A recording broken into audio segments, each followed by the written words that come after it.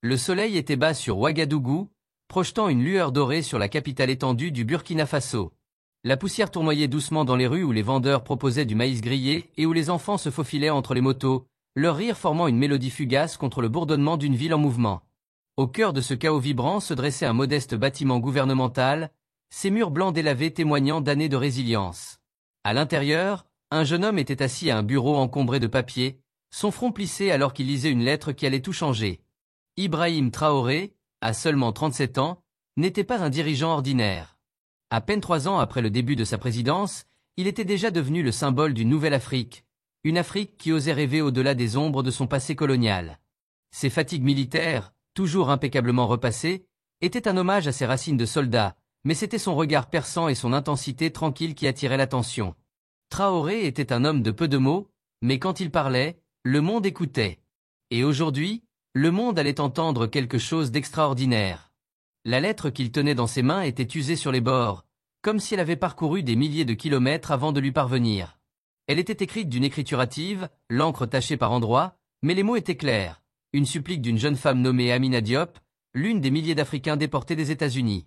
Amina, née au Mali mais élevée à Chicago, avait été arrachée à sa vie et renvoyée sur un continent qu'elle connaissait à peine. Son histoire n'était pas unique. Des centaines d'autres faisaient face au même sort, arrivant en Afrique de l'Ouest avec rien d'autre que les vêtements sur leur dos, leur rêve brisé par un système qui les considérait comme jetables. La mâchoire de Traoré se crispa alors qu'il lisait les mots d'Amina. Ils m'ont tout pris, ma maison, mon travail, mon avenir. Je suis une étrangère dans mon propre pays, et je vous en supplie, président Traoré, de nous donner une chance de vivre à nouveau. Il posa la lettre, ses doigts s'attardant sur la page. Dehors, la ville pulsait de vie, mais à ce moment-là, le monde de Traoré était silencieux, son esprit tourmenté par une seule pensée, cela ne peut pas continuer.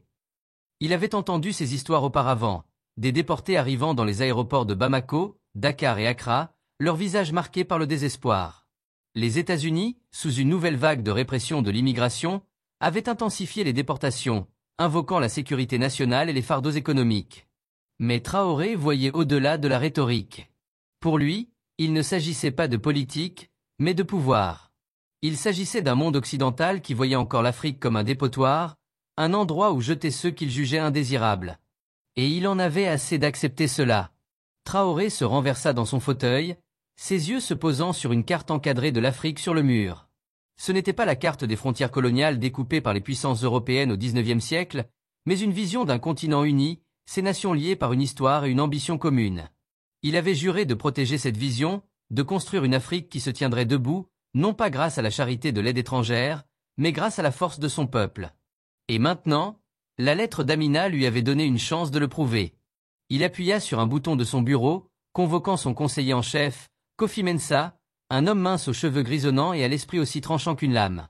Kofi entra, son expression curieuse mais prudente. « Monsieur le Président, dit-il en s'inclinant légèrement, vous semblez troublé. » Traoré lui tendit la lettre. « Lisez ceci, dit-il, sa voix basse mais ferme, et dites-moi pourquoi nous permettons encore que notre peuple soit traité comme des déchets. » Kofi parcourut la page, son visage s'assombrissant à chaque ligne. Quand il eut fini, il leva les yeux, ses yeux rencontrant ceux de Traoré. « Cela dépasse le cas d'une seule femme, dit-il. Il y en a des milliers comme elle. Les Américains les renvoient sans avertissement, sans soutien, et les Nations Unies, l'USAID, l'ONU, ils ne font rien d'autre qu'émettre des communiqués de presse. » Traoré se leva et se dirigea vers la fenêtre. En bas, un groupe de femmes balançait des paniers de mangue sur leur tête, leurs robes colorées ondulant dans la brise. Il pensa à Amina, à d'innombrables autres comme elle, échouées sur une terre qu'on leur avait appris à oublier. « Nous n'attendrons pas leur pitié, dit-il en se tournant vers Kofi. Nous agirons. Convoquez une conférence de presse. Je veux que le monde sache ce que nous allons faire. » Kofi hésita. « Monsieur, cela pourrait provoquer les Américains. Ils ne prendront pas bien d'être mis en cause. » Les lèvres de Traoré s'étirèrent en un léger sourire, mais ses yeux restaient froids. « Bien, dit-il. Qu'il s'agite. » La conférence de presse eut lieu le lendemain matin dans la cour du palais présidentiel, un complexe spacieux orné de baobabs et de muraux des héros révolutionnaires du Burkina Faso. Des journalistes du monde entier se pressaient dans l'espace, leurs caméras flashant alors que Traoré montait sur une scène improvisée. Il ne portait ni cravate ni costume, juste ses fatigues caractéristiques, symbole de son refus de se conformer aux attentes occidentales du leadership. La foule se tut alors qu'il leva une main, tenant la lettre d'Amina en l'air. Hier, commença-t-il, sa voix ferme mais empreinte d'émotion, j'ai reçu une lettre d'une jeune femme nommée Amina Diop. Elle est l'une des milliers de nos frères et sœurs déportés des États-Unis, rejetés comme des déchets. Ils sont nés sur ce continent, mais ils sont des étrangers ici, dépouillés de leur foyer, de leur dignité, de leur espoir. Et je vous le dis maintenant, cela ne se passera pas ainsi. Un murmure parcourut la foule. Traoré fit une pause, laissant le poids de ses mots s'installer. L'Occident croit que l'Afrique est un endroit où jeter ses problèmes, poursuivit-il. Ils nous envoient leurs déchets, leurs guerres, leurs indésirables. Mais je suis ici pour leur dire que l'Afrique n'est pas votre dépotoir. L'Afrique est un foyer, un avenir, une force. Et aujourd'hui, je fais une promesse à Amina et à chaque déporté. Vous n'êtes pas oubliés, vous n'êtes pas abandonnés, vous êtes à nous, et nous vous donnerons une chance de reconstruire. Les journalistes éclatèrent en questions, mais Traoré leva une main pour les faire taire. À partir de demain, dit-il, nous accueillerons chaque déporté qui arrive au Burkina Faso. Nous leur donnerons des terres, des outils et des semences pour cultiver. Nous construirons des communautés où ils pourront prospérer, pas seulement survivre. Et nous ferons cela non pas avec l'aide étrangère, non pas avec des prêts du FMI, mais avec nos propres mains, nos propres cœurs, notre propre volonté. L'annonce envoya des ondes de choc à travers le globe. Les réseaux sociaux explosèrent avec des hashtags comme DS Traoré pour l'Afrique et hashtag Bienvenue à la maison, alors que de jeunes Africains partageaient des extraits du discours. À New York, des analystes des chaînes d'information par câble débattirent des implications, certains qualifiant Traoré de populiste dangereux et d'autres le saluant comme un visionnaire. À Washington, le département d'État publia une déclaration sévère, avertissant de conséquences diplomatiques si Traoré continuait à provoquer des tensions. Mais la véritable tempête se préparait plus près de chez lui. Ce soir-là, alors que Traoré examinait les plans du programme de réinstallation, Kofi fit irruption dans son bureau, le visage pâle. « Monsieur le Président, dit-il, essoufflé, nous avons un problème. La lettre, elle est devenue virale. » Traoré fronça les sourcils. C'était le but. Nous voulions que le monde sache. Kofi secoua la tête. « Non, monsieur, ce n'est pas seulement le discours. Quelqu'un a divulgué la lettre d'Amina en ligne. Son nom complet, son histoire, sa photo, tout est partout. Et maintenant, elle reçoit des menaces. » Le cœur de Traoré sombra. Il avait voulu protéger Amina, lui donner une voix, mais à l'ère d'Internet, rien ne restait privé. Il attrapa son téléphone et ouvrit X, où la lettre d'Amina était en tendance. Sous les publications, il y avait des commentaires, certains soutenant, mais d'autres vicieux, l'accusant de mendier ou de faire honte à l'Afrique. Pire encore, quelques-uns laissaient entendre des intentions plus sombres, avec des comptes anonymes publiant son dernier lieu connu à Bamako. « Qui a fait ça ?» demanda Traoré, sa voix grondante. Kofi hésita. « Nous ne savons pas encore. Ce pourrait être un pirate, un rival, ou même quelqu'un de notre équipe. Mais Amina est en danger, et les déportés ont peur. Si nous n'agissons pas rapidement, cela pourrait dégénérer. » Traoré serra les poings, son esprit tournant à toute vitesse. Il avait promis de protéger son peuple, mais maintenant, son geste audacieux avait mis l'un d'eux en danger. Il pensa aux mots d'Amina, à sa supplique pour une chance de vivre à nouveau. Il ne pouvait pas la décevoir, pas maintenant, pas jamais. « Trouvez-la, dit-il, sa voix résolue. Amenez-la à Ouagadougou et découvrez qui a divulgué cette lettre. Je veux des réponses pour demain. » Les 48 heures suivantes furent un tourbillon. L'équipe de Traoré travailla sans relâche, coordonnant avec les autorités maliennes pour localiser Amina. Elle fut trouvée dans un hôtel exigu de Bamako, ses affaires entassées dans un seul sac à dos, ses yeux écarquillés de peur. Une petite équipe de sécurité, dirigée par la capitaine Mariam Sow, une officier sans compromis qui avait servi sous Traoré durant ses jours militaires, l'escorta jusqu'au Burkina Faso. Lorsqu'Amina arriva à Ouagadougou, Traoré était là pour l'accueillir, sa présence apaisant ses nerfs. « Vous êtes en sécurité maintenant, dit-il, sa voix douce mais ferme. Et vous êtes chez vous. » Amina, à peine âgée de 25 ans, le regarda avec un mélange d'émerveillement et d'épuisement, ses tresses tirées en arrière révélant un visage marqué par des nuits sans sommeil. « Je ne voulais pas que cela arrive, » murmura-t-elle. « Je voulais juste une chance. » Traoré posa une main sur son épaule. « Vous nous avez donné bien plus que cela, dit-il. Vous nous avez donné une raison de nous battre. Mais la crise était loin d'être terminée. La fuite avait déclenché une tempête de controverses, les médias occidentaux déformant l'histoire pour peindre Traoré comme un populiste imprudent, l'accusant d'exploiter les déportés à des fins politiques. Au Burkina Faso, les dirigeants de l'opposition saisirent l'occasion, affirmant que le plan de Traoré était un coup médiatique qui ruinerait le pays. Même certains de ses alliés chuchotaient des doutes, avertissant que le programme de réinstallation était trop ambitieux, trop risqué. Traoré écouta les critiques, mais il refusa de fléchir. Il passa des heures avec Amina, écoutant son histoire en entier, son enfance au Mali, ses années d'adolescence à Chicago, son travail d'infirmière avant l'ordre de déportation. Elle parla de l'humiliation d'être menottée à l'aéroport, de la peur de retourner dans un pays qu'elle connaissait à peine. Mais elle parla aussi d'espoir, d'un rêve de construire quelque chose de nouveau, de prouver qu'elle était plus qu'un simple chiffre. Ces mots restèrent avec Traoré alors qu'il travaillait tard dans la nuit, esquissant des plans pour le programme de réinstallation. Il envisageait non seulement des fermes, mais des communautés entières, des écoles, des cliniques, des marchés construits parés pour les déportés. Il fit appel à des agriculteurs locaux, des ingénieurs et des entrepreneurs, les ralliant à sa cause.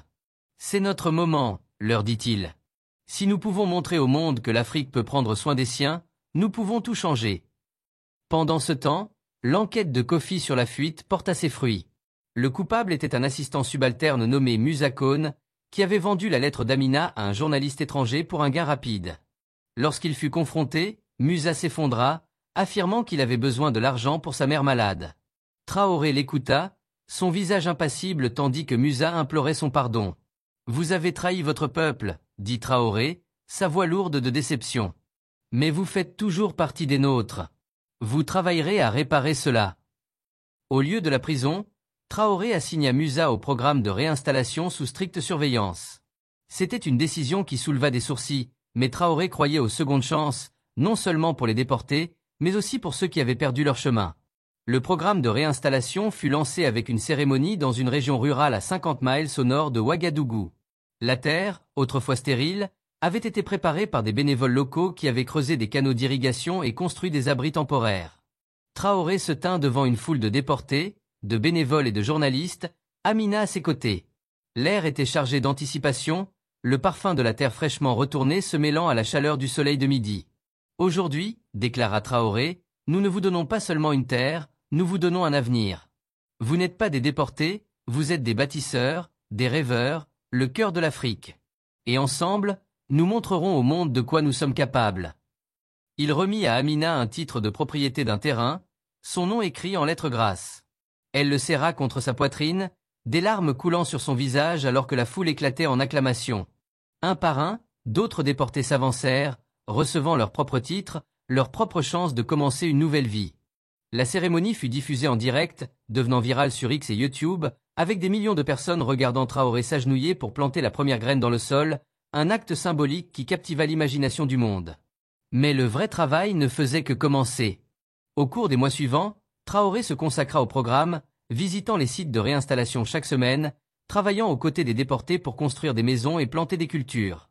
Amina émergea comme une leader, organisant les femmes pour créer une coopérative qui vendait des légumes sur les marchés locaux. Musa, sous l'œil attentif de Traoré, se racheta en concevant un système d'irrigation solaire, gagnant le respect de ses pairs. Le programme rencontra des défis, sécheresse, pénurie d'approvisionnement et scepticisme de l'étranger. Mais la vision de Traoré resta ferme. Il rejeta l'aide de l'USAID et du FMI, insistant sur le fait que l'Afrique pouvait financer son propre avenir. Au lieu de cela, il s'associa à des entrepreneurs africains qui donnèrent de l'équipement et de l'expertise. Peu à peu, les sites de réinstallation se transformèrent en communautés prospères, avec des écoles qui ouvraient et des enfants riant dans les rues. Le monde prit note. En Europe, des activistes saluèrent Traoré comme un héros, tandis qu'aux États-Unis, des mouvements de base exigeaient la fin des déportations. Même certains des critiques de Traoré commencèrent à s'adoucir, impressionnés par les résultats tangibles de son pari audacieux. Mais Traoré se souciait peu des éloges. Son attention restait concentrée sur les personnes, sur Amina, sur les déportés, sur le rêve d'une Afrique autonome. Un an plus tard, Traoré retourna sur le site de réinstallation pour une célébration. La terre, autrefois stérile, était maintenant un patchwork de champs verts parsemés de maisons et d'une petite clinique. Amina, désormais leader communautaire, l'accueillit avec un sourire, sa confiance bien loin de la femme effrayée qu'il avait rencontrée un an plus tôt. La foule se rassembla autour d'un feu de camp, partageant des histoires de leur voyage, leur voix s'élevant en chansons alors que la nuit avançait.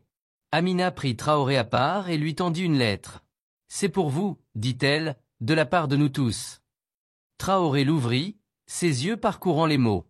C'était une lettre de remerciement signée par chaque déporté de la communauté, exprimant leur gratitude pour la chance de reconstruire leur vie. Mais c'était la dernière ligne qui lui noua la gorge. « Vous n'êtes pas seulement notre président, vous êtes notre père, notre frère, notre foyer. » Pour la première fois en public, la composure de Traoré se brisa.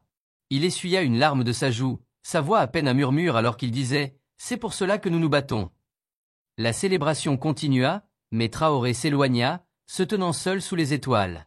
Il pensa aux défis à venir, aux tensions diplomatiques, aux pressions économiques, au poids des espoirs d'un continent. Mais il pensa aussi à Amina, aux chants, à l'avenir qu'ils construisaient ensemble. Et à ce moment-là, il sut que ce n'était que le début. L'histoire du programme de réinstallation de Traoré se répandit bien au-delà du Burkina Faso, inspirant d'autres nations africaines à lancer des initiatives similaires. Il devint un symbole de résistance, de fierté, d'un continent reprenant son destin en main. Et bien que le monde ne serait plus jamais le même, une chose était certaine, Ibrahim Traoré, le soldat devenu visionnaire, avait donné à son peuple quelque chose de plus grand que la terre. Il leur avait donné l'espoir.